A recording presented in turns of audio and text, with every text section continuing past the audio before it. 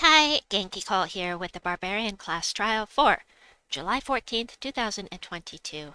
So the Barbarian class is one of the classes with Leaf Storm, and that's basically what I use it for. It's my least favorite of the classes with Leaf Storm, but let's go over it. So first of all, the traits. Um, Gain 3 attack when I take damage, 20% chance to dodge skull damage, and gain 3 attack when matching red gems. So these only apply to your hero, of course. Actually, all of these only apply to your hero. And for the talent, we've got... Now, if you're going to summon something, you can have this on Haunted Weave and web something so that they can't do as much damage with spells. Chaos Storm is pretty interesting because it can be any kind of storm. It could even be an Umbral Storm or a Doom Storm or even an Uber Doom Skull Storm. Apparently. I've never seen it happen, but apparently it can. Counterattack, these things. Root Trap is very helpful. We like that. Now, um, yeah, I have this set to Dust Storm at the start of battle on these team codes. You might want to change that to Nature's Aura. Up to you. And then, the rest of these, they're just not that useful. Now, Lightning Strike is fantastic. However, we have Bloodthirsty here, become enraged on 4+ gem matches, and if your hero's at the front of the team, getting enraged means you do an extra 50% damage with skulls, so up to you what you want to do with that if you have unlocked it up to level 70. And the final one, all elementals gain magic when an ally casts a spell. Gore allies get 2 life every turn. I know I'm tripping over my tongue. Or Tauros allies gain 1 attack every turn. It's not a fantastic class. Now also, if you use a purple weapon, you'll get, I'm looking at the color purple and it says right here, red. If you use a red weapon, you'll get +5 magic for your hero, and you become an orc from Gar'Nok when you use Barbarian class. Right. So as for the shop, I generally don't buy anything in here. If you were to buy up to tier 5, you would get the class weapon, the Orc King's Club. However, this is a free weapon. All you have to do is get 250 wins on the Barbarian class, and this will be yours for free. You don't have to spend any gems for this. And it does heavy splash damage, boosted by skulls, then stuns all affected troops. It's okay. It bleeds them a little bit. It causes you to get enraged, and it's an okay weapon. Not worth all of the gems you'd have to spend to get it. I'd rather get it for free personally, but as always, I've finished the first 3 rounds. I have 5 teams for you, 3 without legendaries, and then 2 with legendaries. I don't have the mythics for here, and I think they're pretty useless anyway. So, first team, we are going to go with the Orc. It's a common troop, but it gains attack, transforms green gems to brown to boost the effect, and enrages himself. That enrage again is going to make you do an extra 50% damage with skulls.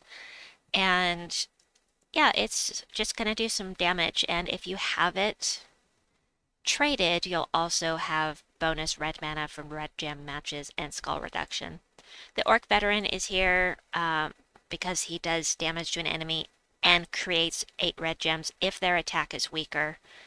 And then, so only for the earlier levels. And then Black Manacles because it does damage to all enemies, and there's really not a good option for doing damage to all enemies except with your weapon. There's one troop that does splash damage, but nothing else that's really going to be able to help you get through this quickly. I am using Barbarian class here because this one is boosted by Orc allies. I have to cough. Yeah, so this one also creates red, black, or black manacles. So, I don't love this team, but it is an option. And of course, I have 2 more teams with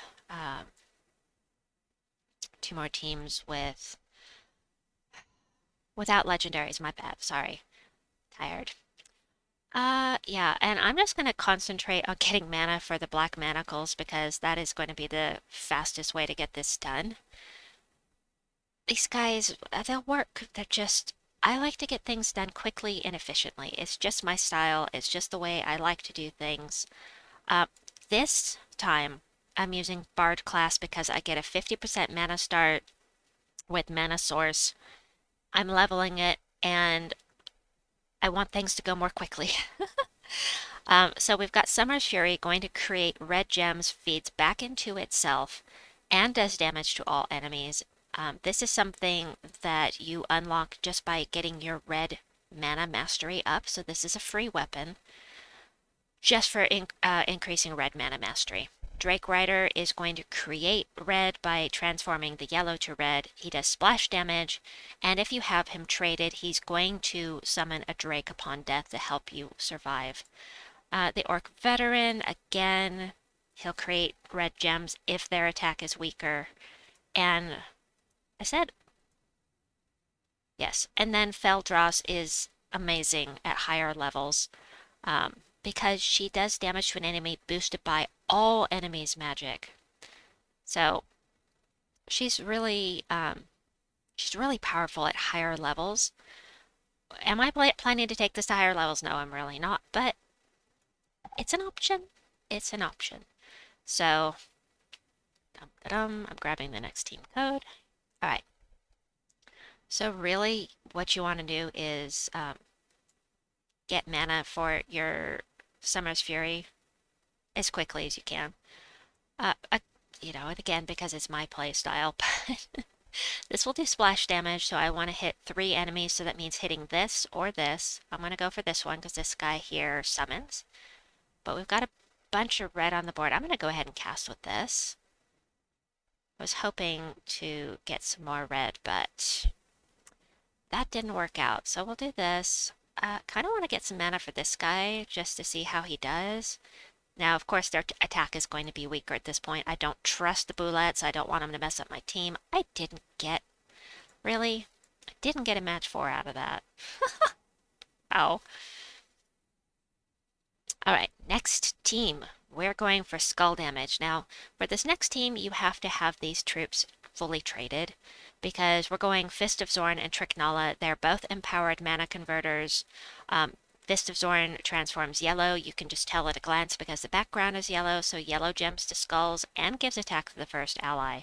And then Trk'Nala is going to inflict Hunter's Mark on the first enemy, making you do an extra 50% damage with the skulls, and converts all green gems to skulls. How am I going to remember that her skin is green, I guess? I don't know. I'll figure it out. Cobaltine Wand, you may not have this. Just any exploding weapon that's not going to be mana blocking. So any weapon that explodes that has either green or brown. And I'll be right back. Right, so we're going skull spamming here. Bor'Gakk is boosted by the skulls on the board. Every skull on the board, I'm sorry, I have to cough, is going to make him do an additional 2 damage with his spell. We're going to have lots of skulls around. He does have some skull damage reduction, although not great. It is some skull damage reduction. So anyway, that is my thought with this team, and let's take it in, see how it goes. Now I'm using Sunspear with this team so that we have plenty of red, and the nice thing about the Cobaltine Wand is that it explodes red gems. So I love this weapon. I love the exploding weapons in general. I have to have them all. But you can use a different class, of course, and you can use even just the Mountain Crusher here if you wish. You'll have plenty of mana just from the Mountain Crusher. All right. Let's take this in and see how it does. And then I'll show you the 2 teams that I have for Legendaries. This is yellow gems to skulls, and I have no alignment for match 4. Ooh, wait. Aw. And this is green gems to skulls, right? And I still have no alignment. Bummer. Oh, I have alignment. I have alignment. I hate it when I miss alignment. Don't you hate that? I hate that. All right, look, check it out. Ah. You know, I can take a skull hit. I am totally fine with taking a skull hit right now. So I'm actually going to cast with this guy. At the moment, because of the skulls on the board, there are 16, I get plus 32 damage, so we're just gonna do this. Boom shakalaka. Whee! And then, actually, no, I'm gonna do that. And I'll do this. Yellow to skulls, no alignment. Still no alignment. So we're gonna blow things up. Kapow! Blowing things up is a great way to keep skulls from backfiring on you. That is an issue, and that is one of the reasons I like to have an explodey weapon along. Yellow to skulls, green to skulls, no dice. All right, we'll go ahead and cast this on this guy. And move some yellow over here. Bummer. Okay, we'll do that. And this. And we'll just go ahead and finish off with Bor'Gakk. That name, Bor'Gakk. Sounds like I'm trying to speak Klingon or something. All right, next up, we have, we're using Gar'Nok on this team. Gar'Nok creates red gems and brown gems and summons. So the red will feed himself and Fel'Dras, and the brown will feed the Flammifer and the Drake Rider. I'm using Slayer class with this because Enrage and Fireblade and all that stuff. Fireblade's not really going to make any difference because nothing's going to be on fire. Actually, wait. Burn the first enemy. So actually, yes, if I cast the Flammifer, something will be on fire. So you don't have to use Slayer class. I just put it on there in case you want to use it. I'm going to change it. I have it maxed out. I don't want to. I'm going to do another one with Barbarian. Sorry, Bard. Because I'm trying to get that up to 100. Aha. Alright. Slayer class, though, anything with Fireblade would work out. Okay, so... Nice thing about Summer's Fury is it does damage to all enemies, and none of these do. However, we do have the splash damage from the Drake Rider, so... I'd rather take yellow, but I can't, so we'll do this. I'll go ahead and blow somebody up. How about you? Because you're going to do nasty, wasty things. There we go. Aw. Stun and drain mana. Alright, so I'd like to hit her. I'm going to go for Emperor Corvash. He does true damage, so we're going to do this. Boosted by all enemies' magic. Their magic isn't that high yet, but she already has a boost of 28. So we're going to do that and almost take that guy out. Now we've got him. And let's go ahead and get some mana for this dude. And let's see, 1 true damage to all allies, by the way. We don't need the mana right now, really. So we're going to go ahead and do this. Yeah, we'll go ahead and do the Devoted. We'll create some red here with this guy. A red and brown, and boy, that just did not work out the way I had hoped. And then splash damage is kind of useless right now because it's only going to hit, well, it's not useless, obviously, it's going to do damage, but it's not going to hit more than one enemy, or it wouldn't have because there was a space between them. I mean, obviously we're going to win this, but still, it's kind of slow and cumbersome, but it does have a summoner on the team, and that will be helpful, so, The team that I used to get through all of the previous off-camera battles is this next one. Worked pretty well. I was happy with it. It was the last one that I created, so I just stuck with it. But the secret to this is 50% mana start, Orb of Winter, self-enchants. So as soon as you have mana for it and cast with it, it's going to start filling itself back up again. And basically I just depended on that to get me through and make sure I always had mana. The Drake Rider is going to create red, so if you're planning to go higher into the Barbarian class trial, it would be good to have the Summoner here because he does give life to all allies.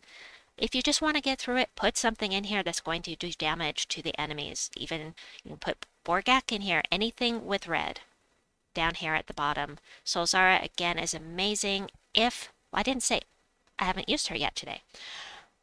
She is amazing if their life is greater. She does triple damage. So on really high levels, she is going to be fantastic.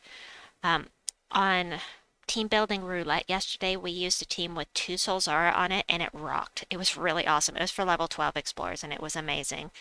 But anyway, let's take this in. So we've got damage to all enemies, self-enchant, we've got splash damage, we've got mega triple damage if you're high enough, they are high enough level, and this is just to protect your team. Throw anything else you want in there if you don't need the protection. So let's take this in. I already know how this is going to work because, and the whole time I didn't cast Fel'Dras even once. I only needed these two, really. That's all I needed.